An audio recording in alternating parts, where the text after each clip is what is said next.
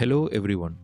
Behind every safe pregnancy and healthy birth in India lies decades of policy evolution and reform. Let us explore the journey of the Reproductive and Child Health program in India, from target-driven approaches to a comprehensive life cycle model. The objective of this presentation is to synthesize the strategic shifts in maternal and child healthcare delivery and understand the systemic maturation of India's health policy. Let us begin with the rigid past.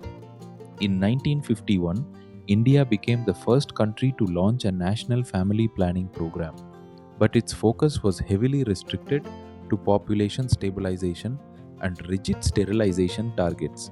In 1985, the Universal Immunization Program was integrated as a core child survival strategy. In 1992, the Child Survival and Safe Motherhood Program, backed by UNICEF and the World Bank, laid the immediate groundwork for maternal and child health interventions such as immunization, oral rehydration therapy, and training of birth attendants. Then came a crucial pivot in 1996, recognizing the negative impact of rigid, top-down quotas.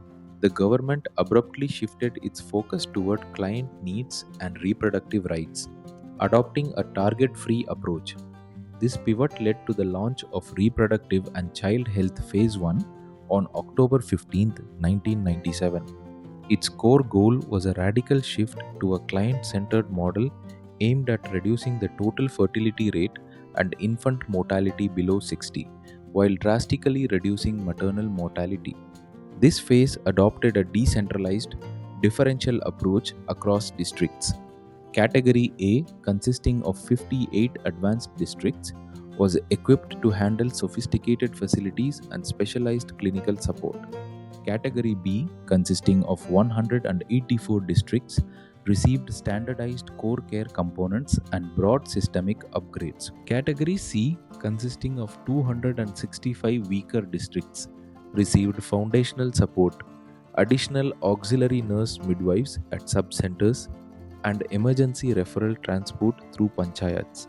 The comprehensive reproductive and child health package rested on four main pillars. The first pillar was child survival services, covering universal immunization, vitamin A supplementation, and oral rehydration therapy for diarrhea. The second pillar was safe motherhood, covering antenatal checkups, tetanus toxoid immunization, high-risk pregnancy detection, and clean delivery practices. The third pillar was management of reproductive tract infections and sexually transmitted infections, covering their prevention, diagnosis, and treatment. The fourth pillar was family planning, which expanded from rigid quotas to a wide array of spacing methods and terminal contraceptive options to enable informed reproductive choice. Several tactical interventions were deployed during this phase. 24-hour deliveries were promoted by providing additional honorariums to staff at primary health centers and community health centers to ensure round-the-clock facility availability. Essential obstetric care was strengthened by mandating early registration between 12 and 16 weeks, a minimum of 3 antenatal checkups, safe delivery practices, and 3 postnatal checkups. Between 2001 and 2002, training of traditional birth attendants known as DICE targeted 156 districts with under 30% safe deliveries, aiming to train at least one DIE per village. Targeted packages were also specially designed to address the unique vulnerabilities of urban slums and tribal areas. The program then underwent a major systems pivot, transitioning to Reproductive and Child Health Phase II, launched on April 1, 2005, with full integration into the National Rural Health Mission. While Phase I focused on basic community access, equipment supply kits, and reliance on home deliveries by trained DIEs, Phase II brought a paradigm shift. It transitioned to universalized holistic care packages, placed relentless focus on quality of care, pushed massively for institutional deliveries, and established robust guaranteed referral transport systems. The first component of Phase II was upgrading essential obstetric care, with the goal of providing basic, high-quality maternity services to all pregnant women to ensure safe outcomes. Systemic targets aim to operationalize 50% of all primary health centers and 100% of community health centers as 24-hour delivery centers by 2010. The capability upgrade guaranteed basic emergency obstetric care, essential newborn care, and resuscitation services round the clock. A critical policy shift also empowered frontline workers. New skilled attendance guidelines were formulated for medical officers regarding normal delivery and complication management, and crucially, auxiliary nurse midwives, lady health visitors, and staff nurses were legally permitted to use specific life-saving drugs and intervene in emergencies when the mother's life was at stake. The second component was operationalizing emergency obstetric care, addressing unpredictable pregnancy complications to drastically reduce maternal mortality by building first referral units. A fully functional first referral unit serves as the ultimate comprehensive safety net, built on three pillars, namely surgical interventions with 24-hour cesarean sections, newborn care, and blood storage facilities. The minimum physical infrastructure required includes 20 to 30 bed capacity, a fully functional operation theatre and labor room, a designated newborn care area and laboratory, and guaranteed 24-hour water and electricity supply. This brings us to defining the scale of care through two levels, namely basic emergency obstetric and newborn care and comprehensive emergency obstetric and newborn care. Basic emergency obstetric and newborn care operates at primary health centers or community clinics and includes 7 core signal functions, namely parenteral antibiotics, uterotic drugs such as oxytocin, parenteral anticonvulsants such as magnesium sulfate, manual removal of placenta, removal of retained products, assisted vaginal delivery such as vacuum extraction, and newborn resuscitation. Comprehensive emergency obstetric and newborn care operates as a fully functional first referral unit or district hospital and includes all 7 basic capabilities plus 2 critical additions, namely 24-hour cesarean sections and blood storage and transfusion facilities. The third component focused on closing the gap with robust referral systems, aimed at eliminating delays in reaching appropriate referral centers during unpredictable obstetric emergencies. Community mobilization involved states actively engaging non-governmental organizations, self-help groups, and local women's groups to build localized awareness and rapid response networks. Transport logistics involved outsourcing and guaranteeing 24/7 transport services so that geography would no longer be a barrier to survival. However, a missing link remained, namely the need for a dedicated, incentivized community worker to act as an escort between the home and the facility. This missing link was addressed through the Janani Suraksha Yojana, launched on April 12, 2005 as a 100% centrally sponsored scheme offering direct cash incentives for institutional deliveries. Under this scheme, accredited social health activists, known as ASHAs, became the vital bridge ensuring antenatal care, providing escort to the facility, and facilitating postnatal care. The financial matrix varied by area and state performance.